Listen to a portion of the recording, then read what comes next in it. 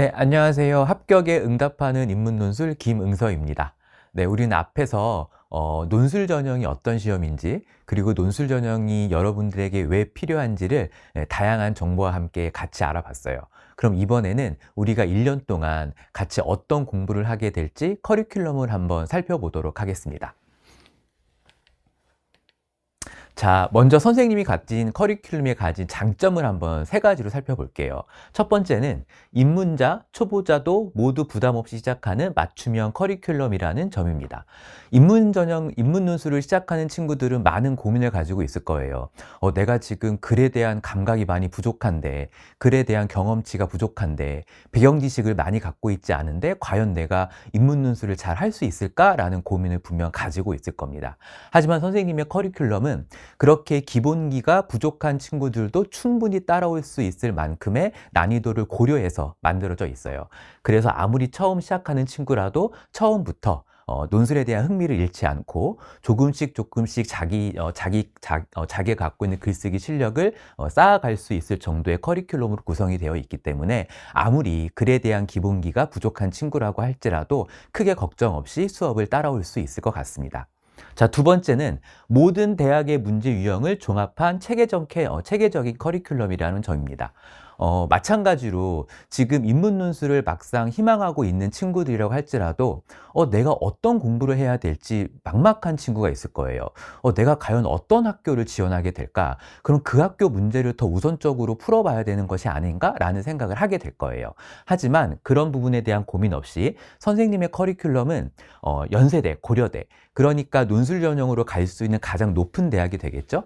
그렇게 가장 높은 대학부터 논술 전형을 실시하고 있는 모든 대학의 문제 유형들을 고려한 체계적인 커리큘럼으로 구성이 되어 있습니다. 그래서 처음부터 선생님과 수업을 같이 쭉 따라간 친구들은 이후에 실전 기출 문제를 풀게 될 때는 어떤 학교 문제 유형이라도 큰 어려움 없이 아마 문제를 풀 수 있을 거예요. 이게 가능한 이유는 세 번째 이제 마지막에 선생님이 정리한 내용처럼 핵심 유형과 빈출 주제에 최적화된 맞춤형 커리큘럼을 가지고 있기 때문입니다. 논술 전형은 학교마다 문제가 그렇게 크게 다르지 않아요. 예를 들어서 연세대학교 문제가 따로 있고 고려대학교 문제가 따로 있고 성균관대학교 문제가 따로 있어서 나는 성균관대학교를 지원할 거니까 성균관대학교 문제만 반복적으로 계속 풀어봐야지 그렇게 공부하지 않아도 되는 시험입니다. 왜냐하면 연세대, 고려대를 포함해서 논술 전형을 실시하고 있는 모든 대학의 문제들은 다 유형화가 되어 있어요. 이 문제 유형을 7가지 핵심 문제 유형이라고 얘기를 하는데요. 이 핵심 문제 유형에 대해서 어느 정도 기본적인 이해가 잘 갖춰진 친구들은 이후에 어떤 문제를 만나도 누구보다도 완성도 있게 문제를 잘 풀어낼 수 있습니다. 그리고 주제 자체도 마찬가지예요. 논술에서 다루는 문제 주제는 한도 끝도 없이 무한대로 늘어나진 않습니다. 논술 전형도 얘기했던 것처럼 입시의 한 전형이기 때문에 학교 교과 과정의 범위를 절대 떠나서 문제가 출제될 수는 없습니다.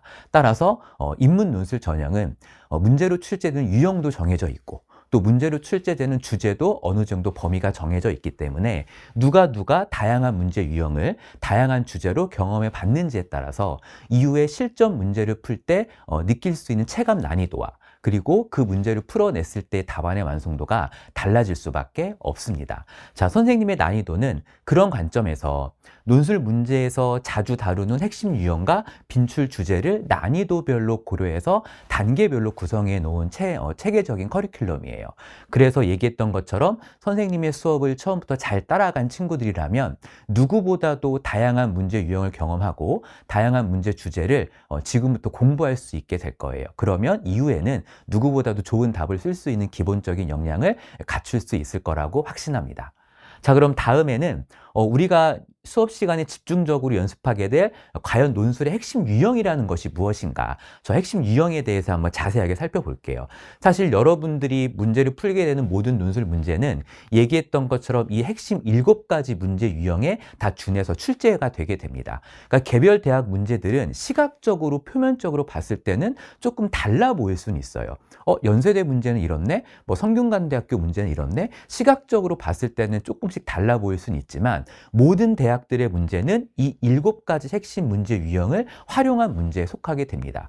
그래서 개별 대학이 우선순위를 두는 문제 유형이 있을 수 있죠. 예를 들어서 어떤 대학은 평가 문제 유형에 우선순위를 두어서 문제를 출제할 수도 있는 것이고, 그렇게 개별 대학들이 우선성을 갖고 있는 문제 유형을 선택하던가, 아니면 서로 다른 문제 유형을 결합시키던가, 아니면 한 가지의 문제 유형을 변형된 형태로 출제되는 것뿐입니다.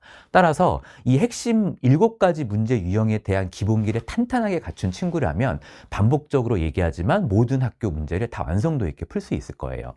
그러면 우리가 수업 시간에 본격적으로 이 7가지 문제 유형을 좀 공부하기 전에 간단하게 이 친구들이 어떤 친구들인지를 한번 간단하게 살펴볼게요. 자, 7가지 문제 유형은 요약, 적용, 그리고 비교, 평가, 비판, 견해, 그리고 대안, 그리고 마지막 자료 해석 7가지 문제 유형으로 구분할 수 있습니다. 자, 지금 선생님이 도식화를 해놓은 것처럼 요약, 적용, 비교, 평가, 비판, 견해, 대안은 서로 화살표로 연결되어 있는 걸 볼 수 있을 거예요. 이 화살표의 의미는 개별 문제 유형은 독립적이고 개별적으로 존재하는 문제 유형이 아니라는 얘기예요. 즉, 가장 심화된 문제 유형이라고 볼 수 있는 견해 대안 유형은 견해 대안 유형이라고 따로 존재하는 것이 아닌 앞에서 우리가 공부할 요약, 적용, 비교, 평가, 비판 문제를 정확하게 풀이한 바탕 위에서 문제를 새롭게 풀 수 있는 문제 유형이라는 얘기입니다. 따라서 아무리 난이도가 높은 평가, 비판, 견해 대한 문제 유형이라도 앞에서 기본 유형에 속하는 요약 문제 유형이나 적용, 비교 문제 유형에 대한 기본기가 부족한 친구들은 뒤에 있는 심화 유형이나 어려운 문제 유형을 완성도 있게 풀기 어려울 거예요. 그래서 논술에 대한 기본기를 탄탄하게 갖추고자 하는 친구들이라면 쉬워 보이는 요약이나 적용, 비교와 같은 기본 유형에 대한 이해부터 좀 탄탄하게 갖출 필요가 있겠죠. 자, 그럼 하나하나 좀 간단하게 살펴보도록 하겠습니다. 요약 문제 유형은 말 그대로예요. 제시문이 갖고 있는 핵심적인 의미를 판단해 보라는 문제가 주어집니다.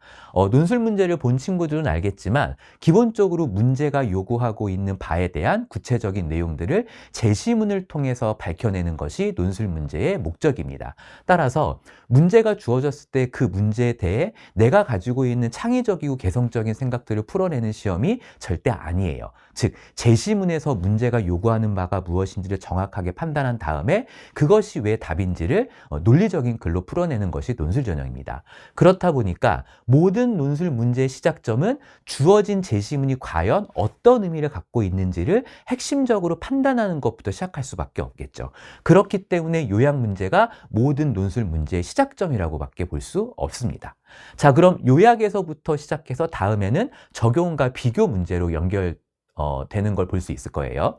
자, 적용과 비교는 논술 문제는 제시문 하나만 준 상태에서 실전 문제를 출제하는 경우는 사실 그렇게 많지는 않아요.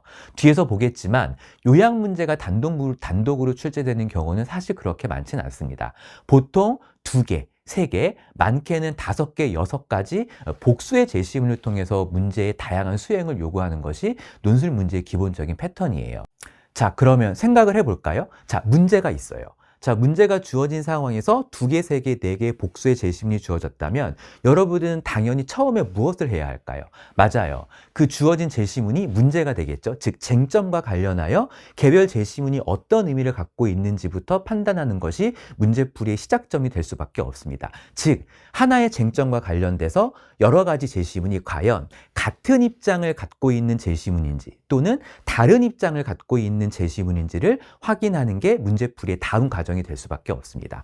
자, 그래서 요약 문제 다음 문제로 이어지는 적용과 비교의 문제 유형은 복수로 주어진 제시문이 과연 같은 의미를 공유하는 제시문인지 아니면 다른 의미를 갖는 제시문인지를 판단하는 문제풀이에 대한 유형이라고 볼 수 있어요. 그래서 구체적으로 보면 적용은 복수의 제시문이 같은 의미를 공유하고 있는 점을 전제로 했을 때 그 복수의 제시문이 어떤 의미를 공유하고 있는지를 판단하는 것을 밝혀내는 문제풀이입니다.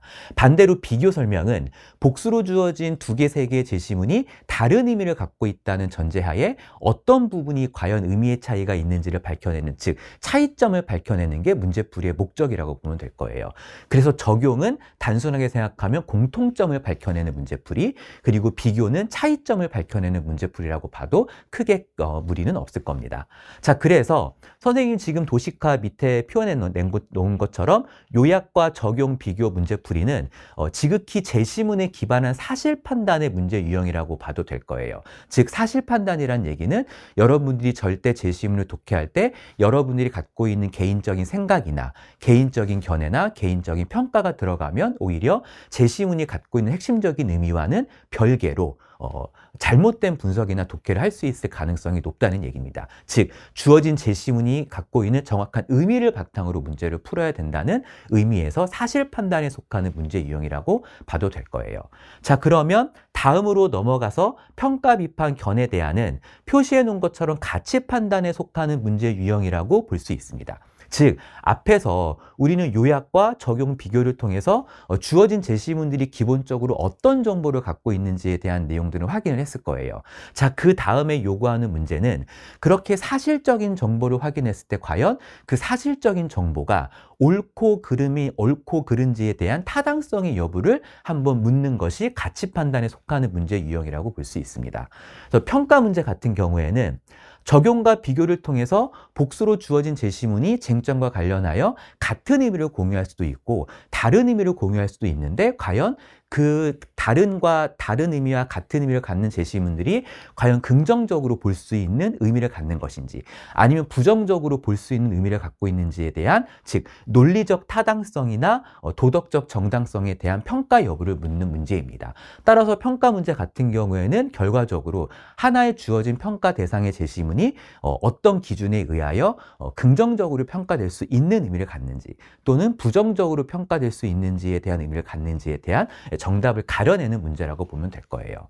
자, 그 다음으로 넘어가는 견해 서술은 하나의 제시문은 앞에서 봤던 것처럼 관점에 따라서 긍정적으로 평가할 수 있는 가능성도 있고 부정적으로 평가할 수 있는 가능성도 있다고 봤죠. 자, 그럼 견해 서술 같은 경우에는 과연 이렇게 상황이나 조건에 따라서 긍정과 부정의 양면적인 평가가 가능할 때 과연 수험생 당신의 생각은 어떤 입장인지를 묻는 유형이 견해 서술에 대한 문제 유형입니다. 즉 긍정과 부정의 양면적 평가가 모두 가능한 상황에서 과연 너는 긍정적 평가의 편에 설 것인지 또는 부정적 평가의 편에 설 것인지를 묻고 그 선택에 대한 다양한 이제 구체적인 근거를 요구하는 문제 유형이라고 봐도 될 거예요. 자, 대안 제시는 특히 이제 비판 문제 유형에서 연결되는 문제 유형이라고 볼 수 있을 것 같은데요. 단순하게 문제점을 지적하기보다는 그 문제점을 해결하기 위한 구체적이고 현실적인 대안이 과연 무엇인지를 수험생에게 구체적으로 묻는 문제 유형이라고 볼 수 있습니다. 어찌됐든 가치 판단에 속하는 세 가지 문제 유형은 앞에서 살펴봤었던 요약, 적용, 비교와 같은 사실 판단에 기반한 문제와 달리 수험생들이 어느 정도 제시문에 기반해서 본인들의 생각을 일정 부분 풀어내야 된다는 점에서는 앞에 있는 문제 유형에 비해서는 상대적으로 난이도가 있는 심화 문제 유형이라고 볼 수 있습니다. 근데 얘기했던 것처럼 아무리 이 친구들이 앞에 있는 친구들보다 난이도가 높은 문제 유형이라고 할지라도 앞에서 우리가 제시문이 갖고 있는 기본적인 의미를 정확하게 판단했다는 전제하에 이 심화 유형에 속하는 친구들도 정확하게 풀어낼 수 있는 거예요. 그렇기 때문에 얘기했던 것처럼 요약서부터 적용, 비교에 이어지는 단계적인 문제풀이에 대한 연습이 꼭 필요한 문제 유형이라고 볼 수 있습니다. 자, 그럼 마지막으로 한 친구가 남았네요. 자, 자료 해석이라는 친구가 남았습니다. 선생님이 앞에서는 다른 문제 유형을 화살표로 연결시켰어요. 근데 이 자료 해석이란 친구만 화살표가 아니라 플러스로 연결을 시켰죠. 자, 그 이유는 자료 해석은 사실 하나의 독립된 문제 유형으로는 꼭 볼 필요는 없어요. 왜냐하면 자료 해석은 텍스트가 아닌, 즉 줄글로 주어진 제시문을 통해서 앞에 얘기했었던 요약, 적용, 비교, 평가, 비판, 견해 대안과 같은 다양한 문제풀이를 요구하는 문제 유형입니다. 즉 텍스트가 아닌 자료, 도표, 그래프, 그림, 이미지와 같은 비텍스트의 자료를 활용해서 여러 가지 문제 유형들을 요구하고 있는 문제입니다. 그런데 왜 자료 해석을 또 다른 문제 유형으로 하나로 위치를 시켰느냐? 그 이야기는 텍스트가 아닌 도표와 그래프를 분석하는 또 다른 연습이 필요하기 때문이에요. 그리고 도표 그래프는 상대적으로 난이도가 앞에서 우리가 연습하게 될 텍스트로 주어진 문제들보다는 상대적으로 높은 난이도에 속하는 문제 유형에 속한다고 볼 수 있어요. 그렇기 때문에 이 도표 그래프를 따로 어떻게 좀 제한된 시간 내에 빨리빨리 분석하고 문제가 의도한 바를 적절하게 풀어낼 수 있는지 거기에 대한 또 구체적이고 체계적인 연습이 필요해서 앞에 있는 6가지 문제 유형과 함께 또 다른 문제 유형으로 하나로 이제 위치시켜 놓은 걸로 보면 될 거예요. 자, 그럼 얘기했던 것처럼 우리는 1년 동안 이 7가지 문제 유형을 다양한 주제를 통해서 앞으로 경험해 보게 될 거예요. 그리고 개별적인 문제 유형은 하나하나 다 변형 유형들을 갖고 있습니다. 그래서 선생님의 커리큘럼은 앞에 얘기했었던 것처럼 기본적인 핵심, 기본 심화 문제 유형을 같이 공부하면서도 그 개별적인 유형 하나하나가 갖고 있는 다양한 변형 유형까지도 수업 시간을 통해서 아마 여러분들과 같이 공부하게 될 거예요. 그러면 다양한 문제 유형도 경험하게 되고 그 문제 유형이 다루고 있는 다양한 논술 주제까지 같이 공부하게 되면 계속 반복해서 얘기하지만 이후에는 논술과 관련돼서는 어떤 친구들보다도 좋은 기본기를 가질 수 있을 것이라고 확신합니다. 자, 그럼 이런 내용들을 우리가 1년 동안 같이 어떻게 공부할지 간단하게 한번 살펴보도록 하겠습니다. 자, 제일 처음은 지금 선생님과 만나보고 있는 특강 수업이 되겠죠?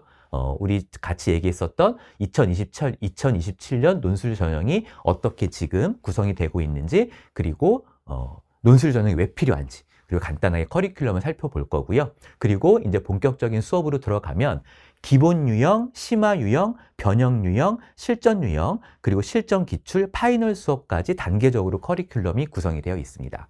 그래서 바로 시작하게 될 기본 유형에서는 논술의 기초 유형이라고 할 수 있는 요약, 비교, 적용, 평가 유형을 다양한 문제를 통해서 공부해 보게 될 거예요. 그리고 이후에는 심화 유형에 속하는 견해서술, 대안제시, 자료 해석을 또 다양한 유형의 문제를 통해서 같이 공부해 볼 기회가 될 겁니다.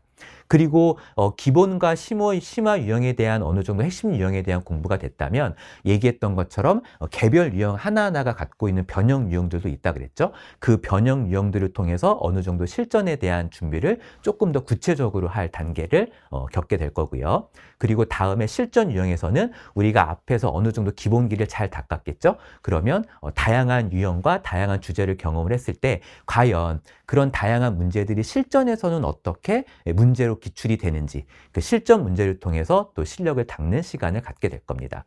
그리고 여름방학이 지나면 이제 어느 정도 여러분들이 논술에 대한 기초 체력이 단단하게 만들어졌을 거예요.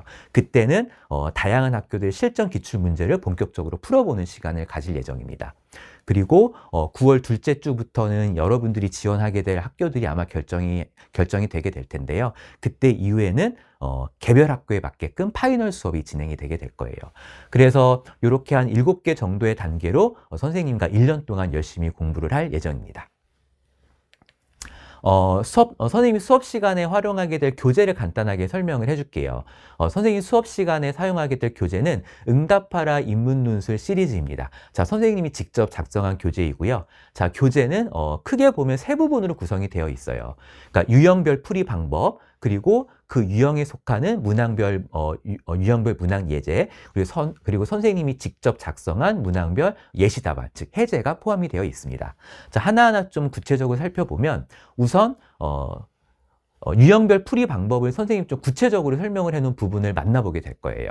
일단 여러분들 다 논술 문제 유형에 대한 기본기가 상대적으로 높지 않은 상황이기 때문에 요약이면 요약, 비교면 비교, 말만 들으면 직관적으로 뭐다라는 건 좀 느낌은 올 테지만 구체적으로 그 문제 유형들을 어떻게 풀어내야 되는지에 대한 정보는 사실상 많이 부족한 상황일 거예요. 그렇다 보니까 선생님이 여러분들이 어느 정도 처음에 어렵지 않고 난이도를 그렇게 높이지 않고 문제를 풀 수 있을 만큼의 풀이 방식을 좀 자세하게 줄글로 풀어낸 부분입니다. 이런 부분들을 선생님의 강의와 같이 병행해서 자세하게 공부하면 그 문제 유형들을 어떻게 풀어야 되는지에 대한 자세한 이해가 생길 수 있을 거예요. 자, 그리고 다음 부분은 앞에서 이제 요약 문제는 이렇게 풀어야 된다라는 풀이 방법이 어느 정도 이해가 됐다면 실제 예제를 통해서 그 풀이 방식이 어떻게 실전에 적용될 수 있는지를 다양한 예제를 통해서 한번 경험을 해보게 될 겁니다. 그래서 실제 교재에는 예제가 있고요. 그리고 다음 구성에는 여러분들이 실제 문제를 어떻게 풀어야 되는지에 대해서 개요를 구성할 수 있는 공란이 아마 있을 거예요. 그리고 마지막엔 실제 여러분들이 답안을 서술할 수 있는 원고지로 구성이 되어 있습니다. 그래서 실전처럼 딱딱 시간을 재서 시간 내에 완성도 있는 답안을 작성하는 연습을 할 수 있을 거예요.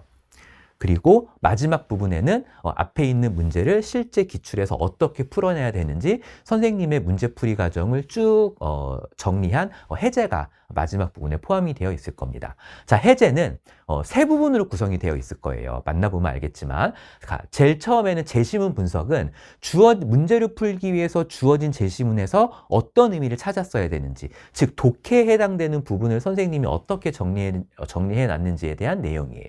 자, 두 번째 문제풀이에 대한 부분은 실제 내가 어떻게 문제를 풀어야겠다는 계획이 세워졌을 때 실질적으로 내가 어떻게 논리적인 구성을 통해서 답을 써야 되는지에 대한 개요에 해당한다고 보면 될 거예요.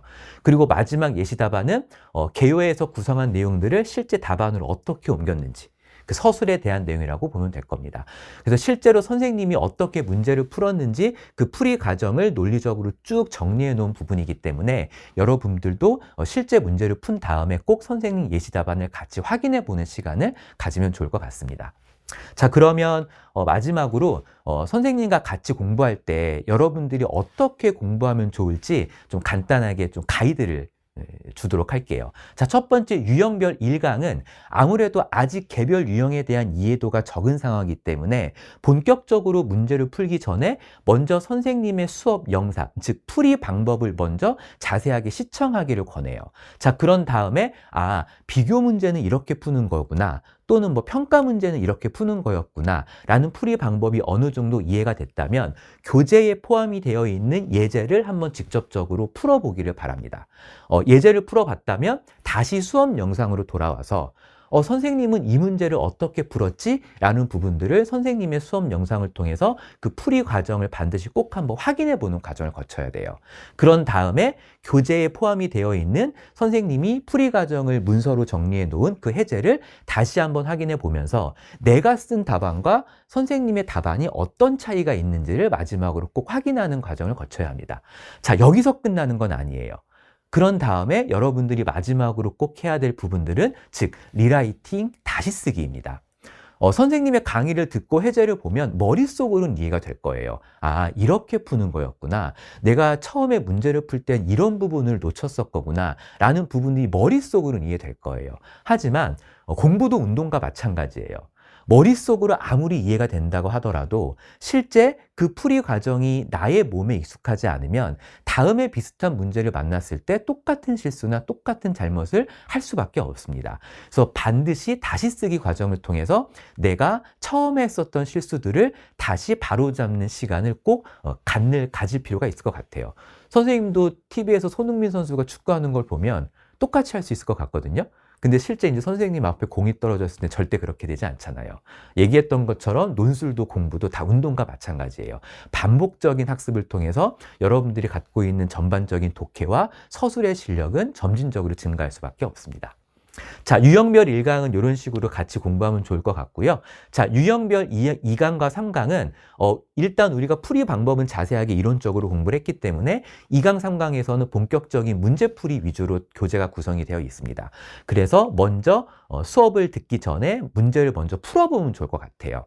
다양하게 구성이 되어 있는 문제를 풀고 다음에 선생님은 이 문제를 실질적으로 어떻게 풀었는지 그 해제 강의를 영상을 통해서 확인을 해보고 마찬가지로 교재에 정리되어 있는 내용을 통해서 선생님의 답안과 여러분들의 예시 답안을 꼭 비교하는 과정을 거친 다음에 마찬가지로 다시 쓰기 과정을 거칠 필요가 있습니다. 이렇게 유형별 1강 또 2강, 3강은 이런 식으로 같이 공부하면 좋을 것 같고요. 그리고 이제 예제풀이 순서도 이제 마지막으로 같이 한번 얘기해 보고 싶은데요. 모든 문제풀이는 요 5가지 과정을 통해서 꼭 문제를 풀어야 해요. 첫 번째는 무조건 문제를 정확하게 확인해야 되겠죠. 수능 국어에서도 수능 수학 영어에서도 문제 꼼꼼히 확인하지 않아서 틀리는 경우도 굉장히 많죠. 여러분 논술 전형도 마찬가지입니다. 문제가 정확하게 있는 시험이에요. 그렇다 보니까 문제를 꼼꼼하게 확인하지 않고 바로 재심은 독해와 문제풀이로 들어갔을 때 정말 쉬운 문제임에도 불구하고 잘못된 서술로 다른 답을 써놓는 경우들이 종종 있습니다. 아무리 좋은 답을 써놔도 문제가 요구한 바와 그렇게 연결되지 않는다면 좋은 평가를 받기 어렵겠죠. 그렇다 보니까 처음엔 반드시 꼭 문제를 확인하는 시간을 거쳐야 돼요. 이후에 처음에 이제 난이도가 그렇게 높지 않을 때는 문제 자체가 그렇게 복잡하고 까다롭진 않겠지만 난이도가 높아질수록 문제 자체가 굉장히 복잡해지는 경우들이 있어요. 그럴 때는 훨씬 더 문제를 꼼꼼하게 확인하는 과정을 거쳐야겠죠. 그래서 선생님이 학생들에게 꼭 강조하는 부분이 있어요. 문제를 볼 땐 문제를 정확히 보고 제시문을 독해할 때도 문제를 다시 한번 확인해 보고 개요를 구성할 때도 문제를 다시 한번 확인해 보고 서술할 때도 문제를 다시 한번 확인해 보고 퇴고할 때도 마지막에 정말 내가 문제를 제대로 풀고 있는지 꼭 한번 다시 한번 확인해 봐라. 그만큼 정확한 문제를 통해서 제시문을 독해하고 내용을 서술하는 부분이 중요하다는 얘기를 꼭 하고 싶습니다. 자, 문제를 확인했다면 이젠 답을 찾아야겠죠? 당연히 주어진 제시문이 무슨 의미를 갖고 있는지를 정확하게 독해하는 순서로 이어질 수밖에 없겠죠. 자, 다음에는 그러면 문제를 보고 제시문을 봤으면 이 문제는 이런 내용을 요구하는 거구나. 이런 풀이를 요구하는 게 이런 풀이를 요구하는 거구나 라는 게 머릿속으로는 추상적으로 아마 연상이 될 거예요. 그런 부분들을 실질적으로 내가 어떻게 답을 쓸지 전반적인 형식을 갖추기 위한 개요를 짜는 시간을 가져야 됩니다. 상대적으로 많은 친구들이 이 개요를 구성하는 부분들을 소홀하게 생각하는 경우들이 굉장히 많아요. 상대적으로 글쓰기에 대한 연습이 부족하기 때문에 개요를 어떻게 구성하는지 그리고 개요를 구성하는 과정에서 시간이 너무 소비되기 때문에 또 제한된 시간 내에 문제를 꼭 풀어야 된다는 부담감이 있죠. 그런 여러 가지 이유 때문에 개요를 구성하는 부분들을 넘기고 제시문을 독해한 다음에 바로 내용 서술로 넘어가는 친구들이 상당 부분 있습니다. 하지만 이건 굉장히 좋은 습관이 아니에요. 여러분들은 논술 전형을 준비할 때 반드시 나는 평가를 받는 사람이라는 생각을 반드시 해야 해요. 즉, 내가 아무리 좋은 글을 써놔도 내 글을 평가하는 사람이 내가 쓴 글의 의미를 정확하게 이해할 수 없다면 그거는 아무런 의미가 없는 답안이 될 수밖에 없습니다. 즉, 내가 아무리 좋은 내용을 갖고 있어요. 내가 좋은 의미를 전달하고자 할 때 그 좋은 의미를 과연 읽는 사람이 어떻게 읽는 사람으로 하여금 어떻게 해야 그 의미를 정확하고 쉽고 빠르게 전달할 수 있을 것인가. 그 형식에 대한 고민을 반드시 해야 해요. 짧으면 짧은 글일수록 길면 긴 글일수록 각각 어떤 구성을 갖춰야 내가 전달하고자 하는 내용이 효율적으로 전달될 수 있을 것인가. 그 구성에 대한 고민을 꼼꼼하게 하는 연습을 할 필요가 있습니다. 그리고 오히려 개요를 좀 탄탄하게 만들어 놓으면 오히려 그 과정이 익숙해지면 풀이 시간은 상대적으로 줄어들 수밖에 없어요. 개요가 탄탄하게 구성이 되어 있다는 얘기는 사실 서술에 있어서 그만큼 고민의 여지가 줄어들 수밖에 없기 때문입니다. 자, 개요까지 구성이 됐다면 이제 실질적인 내용 서술로 들어가야 되겠죠. 내용 서술에서는 여러분들이 앞에서 형식적으로 개요를 잘 구성을 해놨다면 그 어느 정도 뼈대가 갖춰진 내용을 어휘력, 표현력, 또 문장력 등을 활용해서 실질적인 내용으로 연결되는 과정이라고 보면 될 거예요. 그리고 내용까지 완성됐다고 이제 마음 놓으면 안 되겠죠. 반드시 퇴고, 즉 다시 한번 내가 쓴 답안을 읽어보는 시간을 가져야 돼요. 얘기했던 것처럼 논술은 제한된 시간 내에 급하게 써야 되는 문제풀이 과정이에요. 그렇다 보니까 시간이 촉박해서 다급하고 조급하게 답안 쓰다 보면 분명히 중간중간 실수하는 부분이 생길 수밖에 없습니다. 그래서 내가 쓴 글이지만 답안을 완성한 이후에는 일정 부분 거리를 둔 다음에 과연 내가 실수한 부분은 없는지 그런 잘못된 부분들을 꼭 확인하는 퇴고의 과정을 거쳐야 될 필요가 있어요. 그래서 얘기했던 것처럼 모든 문제풀이는 이 문제 확인, 제시문 독해, 개요 구성, 내용 서술, 퇴고 이 5가지 단계를 통해서 완성한다는 생각을 꼭 갖고 예제를 풀어보면 좋을 것 같습니다. 자, 이렇게 1년 동안 선생님과 어떤 공부를 하게 될지를 쭉 정리해 봤는데요. 아마 지금 굉장히 많은 고민이 있을 거라고 생각이 듭니다. 논술 전형이 굉장히 매력적인 전형이지만 그래도 경쟁률도 굉장히 높고 지금까지 내가 해왔었던 공부가 아니기 때문에 과연 내가 이 공부를 잘할 수 있을까라는 고민과 걱정이 굉장히 많을 거예요. 근데 앞에서 선생님이 계속 쭉 얘기했던 것처럼 논술 전형 충분히 노력으로 여러분들의 성장을 비약적으로 끌어올릴 수 있는 시험입니다. 선생님이 여러분들이 흥미를 놓치지 않고 실력을 차곡차곡 쌓아갈 수 있도록 옆에서 도와주는 든든한 조력자가 될 수 있도록 선생님도 계속 옆에서 노력하도록 할게요. 자, 그러면 다음 시간부터는 실제 문제풀이에서 만나보도록 하겠습니다. 감사합니다.